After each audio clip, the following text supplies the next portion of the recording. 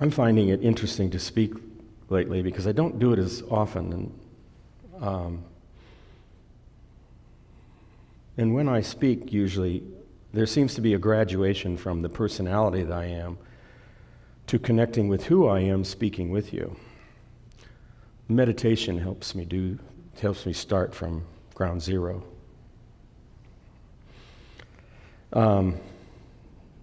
David had asked me one time to mention his name in a talk, and I just did. However, there's more to it than that. You always get more than that. So here it is. I go with David often to the zoo, because David's a long-time member of coming to the zoo. And we always go to the primates, pretty much, because that's his place. And he has a ball. He's in love with the bonobos and the gorillas and the orangutans, and they're in love with him.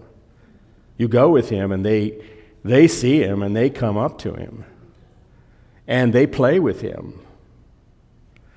And I know, some people wonder how does that happen?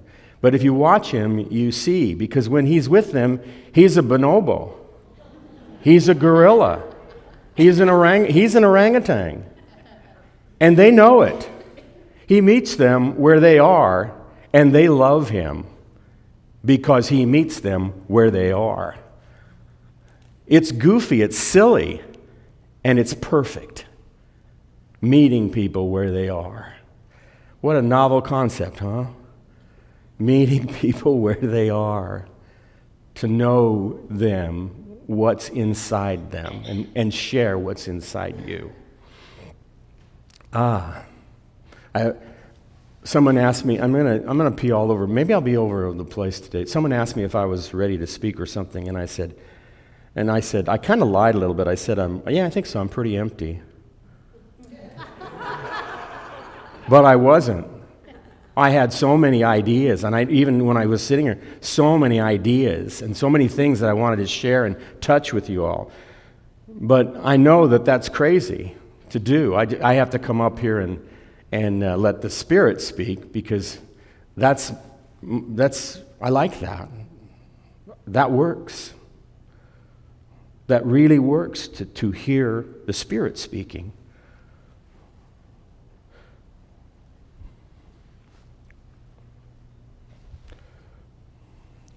One of the thoughts I had, these are out.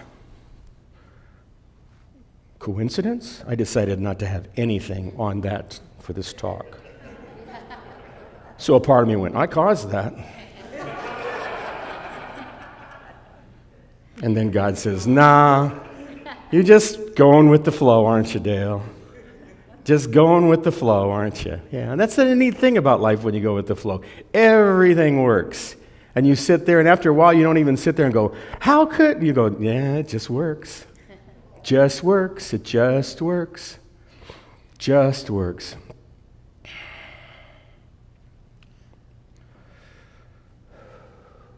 There was a taxi driver in New York who was driving around and looking for a fare. Somebody hailed him and said, he got in the cab, he said, where do you want to go? He says, I want to go to London. Cab driver goes, England? He says, yeah. He says, I can't go across the Atlantic. He says, oh, no, we can do this. He said, we're going to drive down to the pier. We're going to put the cab on a freighter. We're going to go across the sea, the Atlantic. We'll get to Liverpool. We'll get off, and you'll drive me to my fare, my location, and I'll give you the equivalent of miles on the meter and give you a tip. Cab driver goes, okay. So they do it. They go off and do it. Drops him off, pays him the fare, this huge amount of what the miles would be, and gives him a $1,000 tip. Wow. Says goodbye, but now he's driving around in London. He hadn't thought that out. And he's driving around in London, and all of a sudden, another guy walks up, hails him down, and says, hi. He says, okay, where do you want to go? I says, I don't know the city much. He says, doesn't matter, I want to go to New York. And the cab driver goes, really? And he says, yeah, you just put the cab on a boat. He says, I know all that. Where do you want to go when we get to New York? He says, Riverside and 108th Street. He says, sorry, I don't go to the West Side. Sorry, I don't go to the west side. Now that's a funny joke, I thought. And it's funny because, I may not say all the time, sorry, I don't go to the west side, but I'm wondering in my life how much of life I miss because I am saying something like that. This huge miracle is showing up and I'm going, oh, but I don't do that. I don't do that. I don't do that. God goes, yeah, I know. You don't get much, do you? You don't experience much, do you, of my glory for you? Yeah.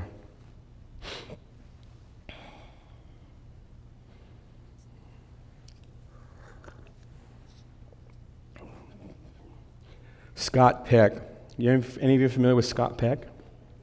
A great writer and a really wonderful being. Passed on a few years ago. He wrote The Road Less Traveled. Like it was on the New York Times bestseller list like forever. I don't know, 30 years or something like that. It was on a long time. He wrote other books too. One book he wrote that I really like is called The Different Drum on Community Building. He talked about stages and many things in that, but he talked about stages of spiritual growth. And he had likened it to 4 stages of spiritual growth that were taking place on the planet. The first phase is chaotic or antisocial. It's like small children that go, no, my way. I don't care what you want. We're going to do it my way. I have no care at all what you want. I want to do it my way. And there's many adults that actually grow up that way. They end up in prison. Some of them end up being presidents. It works, though. Those of you who voted for the last one, I'm not saying it. It just works. It works. But it's called antisocial or chaotic. It's my way. They're kind of like pretenders. They really say that they care, but they really don't because all they care for is manipulating you to get what they want and keeping that. And most fail miserably and suffer for it. But some actually, work out a program for it. The second phase is called formal. It's really what in Christian denomination, it's really what most church is, formal. A lot of the basics of the 12-step program is that, and I love the 12-step program, but it's formal. And it's basically built on what? Fear. That there is something out here that will protect you from something that's going to get you. God is going to do that. Your program is going to do that. But that's the basis for it. If you're an alcoholic, what? It's a disease, right? Because a disease is threatening. It wouldn't be just a passing phase, or maybe a friend that could help enlighten you. It's a disease. And everything in the world is threatening that I don't know. That's why it's safe for me to not go to the west side.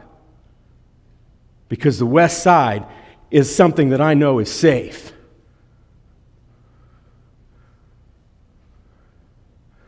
And it's interesting because people in phase 2 of spiritual development get this.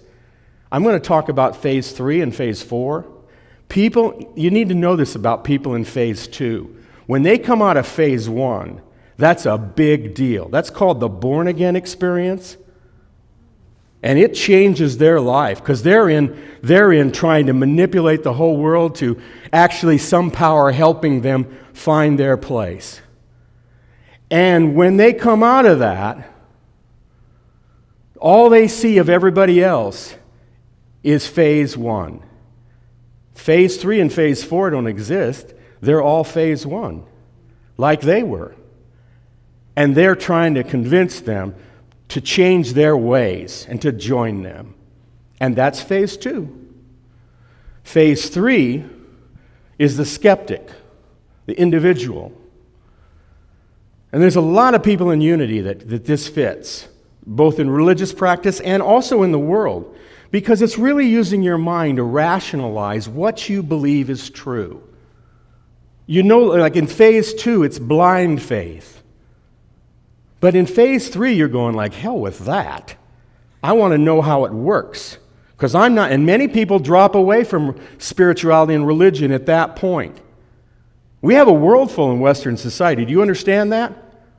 People that you walk up and say, if you said, let's pray, they'd go, yeah, give me a break. You're interfering with my headphones right now.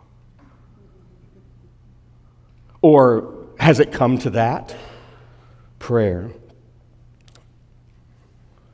Phase 3 is the skeptic, the individual. We're trying to figure it out. And it's very individual. This is the interesting thing about Unity churches, because we come together as a whole, but we're pretty individual. We're defensive of someone coming up and using a different language or conveying an idea that we don't want. We're going like, in our own way we go, I don't know about that. I just escaped phase 2, I'm not going back there. But let me explain something. This is an evolution. This is not something wrong. This is how Peck was talking about how spiritual evolution takes place.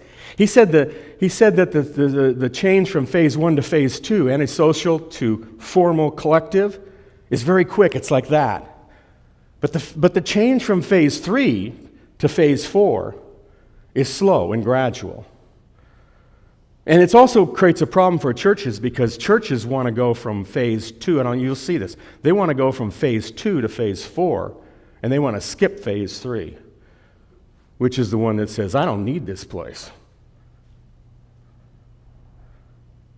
I don't need a minister telling me about God. God's in me, or I don't care if God even exists. I'm going to do social causes. I'm going to do my best to do the best I can on the planet, because it's kind of like a friend of mine who's a Unitarian minister. He described, he said, our religion is kind of simple. It's like God made it all, and then he took off for the Bahamas and decided that's it, and you guys better work it out. You better work it out. And a lot of what is intellectualism is that. God made it, then took off for the Bahamas, and now it's up for us to make it work. That doesn't work real well, does it? No. Which is phase 4. Phase 4 is what Peck, he called it, he has different names. It was authentic community. It was kind of a return to phase 2. But it isn't even a return. It's kind of like an elevation of it. And it's mysticism. It's where you start to really have an understanding faith that there's more here. That the fact that the sun and your body work isn't just a lucky thing that you can ignore and just say, well, it just doesn't have anything to do with spirit, but as long as I keep breathing and the sun's shining, I'm perfectly satisfied to have no inquiry about that at all. The 4th phase is collective. It's how you start to see how everything moves, how everything's connected, how every soul is you and has a piece of you that you don't see. Every soul has a piece of you that you don't see until you're in their presence. Now, if you're a bigot, boy, that makes it really hard. Because you got whole blankets of people that you just can't even get your treasure from. Because you're saying, well, geez, God says, well, work that out. Work that out. But it's the 4th phase of evolution. And we're in it, folks. Do you know you feel it? We are in that phase that is drawing us together and is going like, oh my God, how could we do that? Because we've just done 3 so well and we've isolated so well. How can we now drop that and be 1? Oh my God. Well, you know what the answer is? It definitely is a God job, I'll tell you that.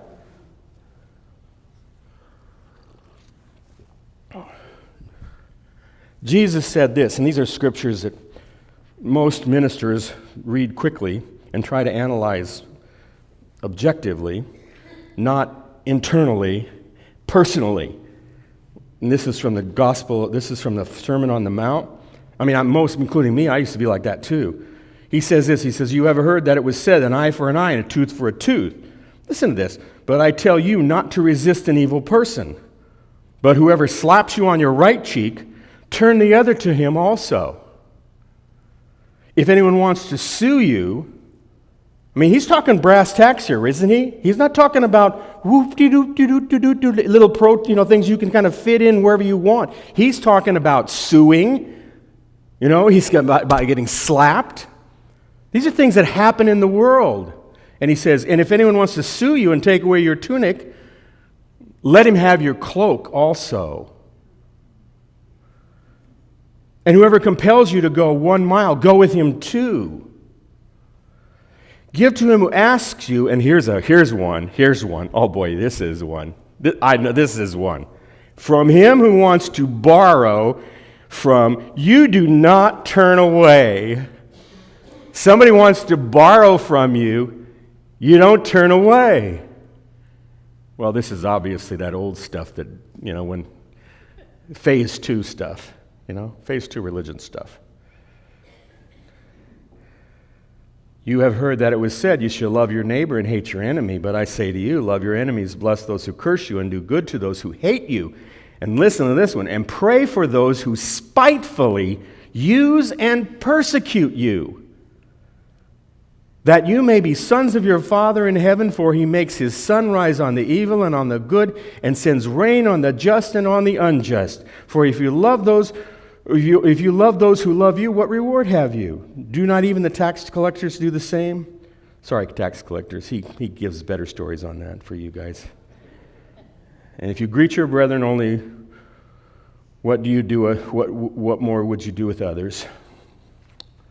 That has to do with being who you are, phase 4. That's why it's real scary. Because if you are who you are, if you're the light of the world, everything is provided for you. It just may not be that you can't go to the west side. You may have to not only go to the west side, you may have to go beyond the west side. And it may not look like what you're thinking, because most of what we think is like phase 2 kind of stuff into phase 3, and that is, well, God wants me to prepare stuff for me so that I'm safe.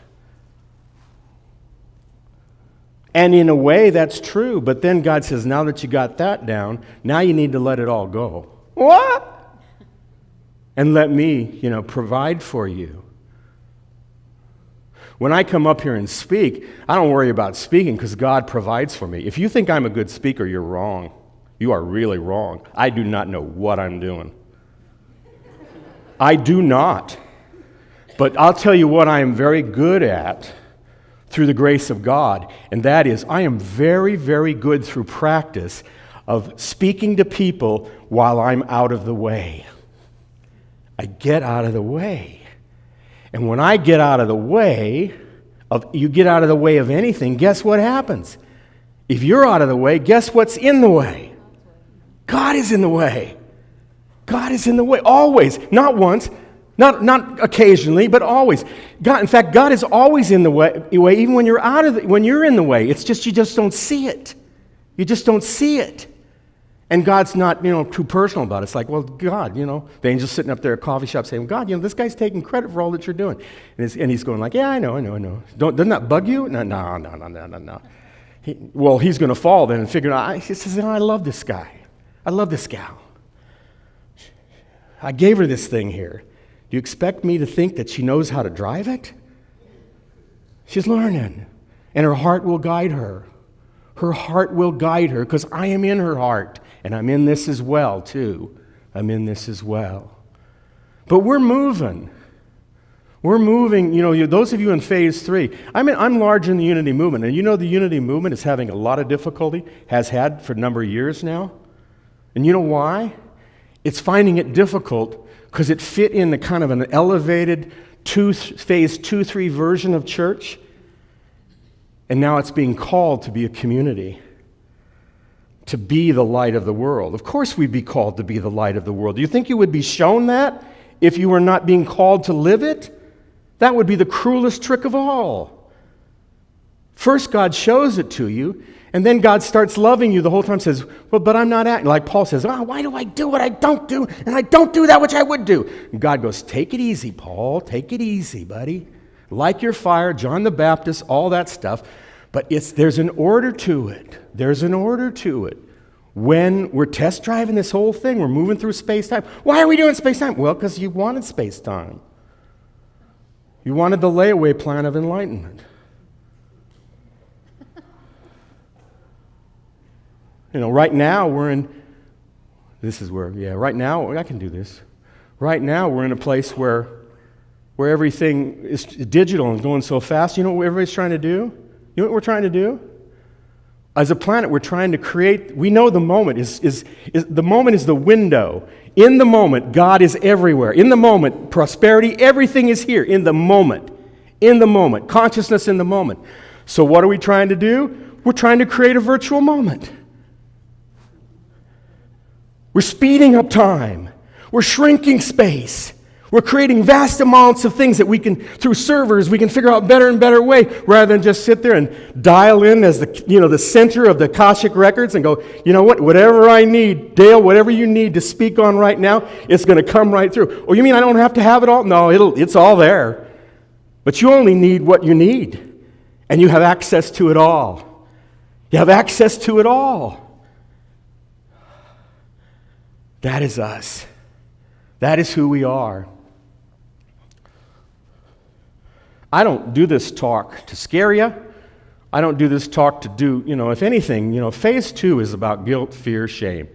Phase 3 to 4 is something that just happens, and it's really required for us to talk. Somebody called me yesterday and was talking about what they were going through with this phase 4 stuff. And it was the perfect thing, because when she called me, I was in that phase 4 stuff too.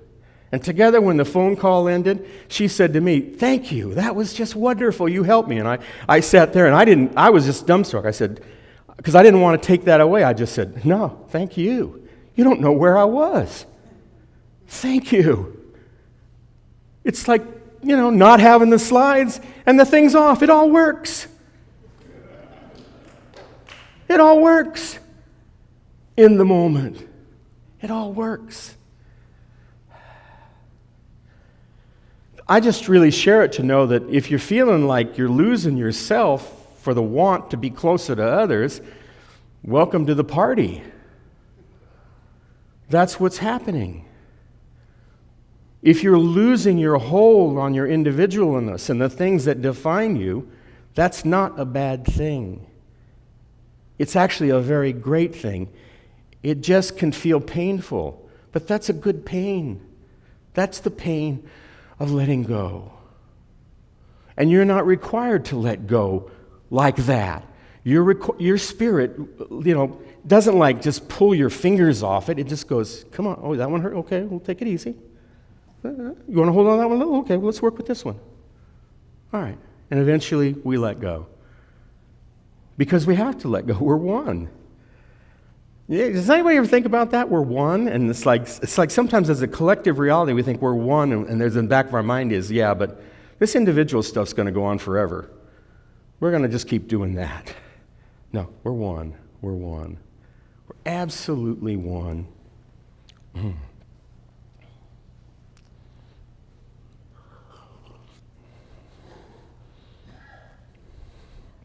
And problems get solved. I think the last thing I want to share, I just want to share a little, I think I'll share this, yeah, this will work. Here's one. See, I decided to share this. But I also, when I decide to do things, I turn it over to God and I go, if you don't want me to share this and this doesn't work, just take it out of the way. Just go, nah. Give me no energy. A lot of times I get no energy. It's like I go, this is a good idea, and God goes, and you know how I know the guidance that it's not a good idea to do something? You know what my best tool for that is? If I decide to do something, and God says, no, do something else, the first thing that happens is I have no energy to do what I plan to do. It just bottoms out. And it probably for some people you say, well, go see a therapist, go see somebody to work on why you're feeling that. And I go, I know why I'm feeling it. Spirit is saying, N-O. This is not where you're going. It's almost like walking up saying, I like this idea, Dad. If it was a God kind of thing like Father, that's not where I see God. But if I went up and say, Dad, I'd like to do this, that thing, and Dad would go, that's really great, Dale. And I'm just curious, what kind of energy are you going to use to do it with? Because I got none for you. I love you. Well, if you don't have no energy for me, what am I supposed to do? You know this one, Dale. What is it? I know. Wait, isn't it? Although anymore, I'm actually getting pretty good at wait. In fact, I was thinking about this the other day. I could actually go into solitary confinement and like it. And that's new, because I always think, well, that was the weirdest, cruelest thing. But somebody could put me in solitary confinement, and I'd go, wow, nothing to do and just be still. Oh, man. Because I've been able, through this whole process of pulling apart, to actually love being with me. That's taken a lot of time to love to be with me. You know, unless I'm doing something. You know, they go, oh, good boy. You did something. Now I like being with you. You saved the world. You made a cookie. You built a bike. Oh, boy, you're a good boy. No, just for being me. Yeah. There's a story that in ancient times that, well, first of all, the Amazon River, greatest river in the world. Its combined water flow exceeds the Yangtze, the Nile, and the Mississippi combined. Its mouth is 90 miles wide. Can you get that? That's like from here to where? Here to Anaheim. Here to Anaheim. It's water, the mouth of the river. And its currents can be detected 200 miles out in sea. 200 miles out to sea. And the story goes that in ancient times when mariners were sailing around that, people who knew that, they would come upon boats that were, you know, like if they were adrift, they would kind of just come together and they were adrift. And then they would notice there was distress on one of the boats, and they'd say, what's you know, and maybe they were foreign boats, they'd say, what's your problem? What's your problem? And they'd yell out, can you help us? Can you help us? We're dying, our sailors are dying of thirst. And they would say, well, you're in the mouth of the mighty Amazon. Just dip your buckets in the fresh water right underneath you. See, life is like that in all ways. That's kind of a graphic example of how clear it can be. But life is like that for us. It is absolutely like that for us. And I really, as I close, I just want to honor you for your path. Because what we're going through right now, for my little story of explaining it, you can do what you want with it. If you like it, fine. If you don't. But the biggest thing I want to say for you is about the whole story is that there is an order to your spiritual awakening between you and your God. And it's perfect. And do you want to know why it's perfect? Because that's the way it happened. And God does not make mistakes. Ever. Ever. Okay, I think I'm late. I'm done. But there was one other thing I want to say, and that's about the peace song. This is just a personal thing. Okay, talk's done. Okay, but this has to do with it because one of the things that I work with is language. I try to find language within myself that tells me I'm living in duality or I'm living in insanity, in things that aren't real. And one of them is with the peace song. For me. And again, if you want, that doesn't mean you have to change the peace song. But I want to explain it, because if you stand next to me, you'll hear that. When we sing the peace song, we go, with every breath I take, let this be my solemn vow. Yeah, that one. And what does it go? It goes, to take each moment, right? And live each moment. I always sing, to take this moment and live this moment. And you know why? Because there is no each moment. There's only the moment before us and the times we fall asleep pretending we don't see it. And it's the same moment. That's why Unity says these things like you can begin again, start new. That's because the moment of heaven and your freedom is always the same moment right now. It doesn't matter what you've done, what you believed, what you think. It's right here now, this moment. It's the real one, not the virtual one, the real one. Thanks for listening.